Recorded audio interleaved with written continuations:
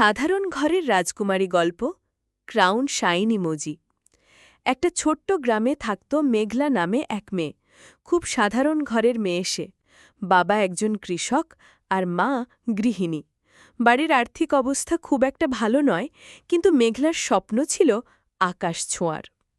মেঘলা সবসময় বিশ্বাস করত, রাজকুমারী হতে সোনার প্রাসাদ লাগে না, লাগে শুধু ভালোবাসা, আত্মবিশ্বাস আর মনের সৌন্দর্য। তার সাদামাটা হাসি, অন্যকে সাহায্য করার মন আর নিজের স্বপ্নের প্রতি দৃঢ়তা তাকে সবার চোখে আলাদা করে তুলেছিল। গ্রামের মানুষ বলতো, মেঘলা সাধারণ ঘরের হলেও তার মনে আছে রাজকুমারীর মতো আলো। একদিন শহর থেকে কিছু লোক তাদের গ্রামে আসে। তারা গ্রাম উন্নয়নের কাজে সাহায্য করছিল। সেখানে মেঘলার সাথে তাদের পরিচয় হয়।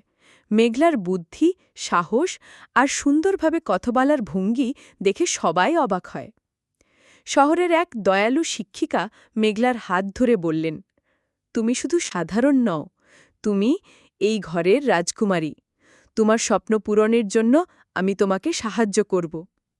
এরপর থেকে মেঘলার জীবনে নতুন পথ শুরু হয়।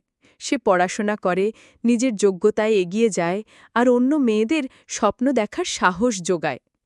মেঘলার গল্প সবাইকে শিখিয়েছে, রাজকুমারী মানে শুধু মুকুট নয়, রাজকুমারী মানে সাহস, স্বপ্ন আর ভালোবাসার আলো ছড়ানো।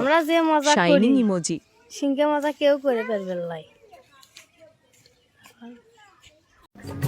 নারীর শখ মেটে না এক শাড়িতে, পুরুষের শখ মেটে না এক নারীতে। আগে তো জানি না বন্ধের প্রীতির জ্বালা।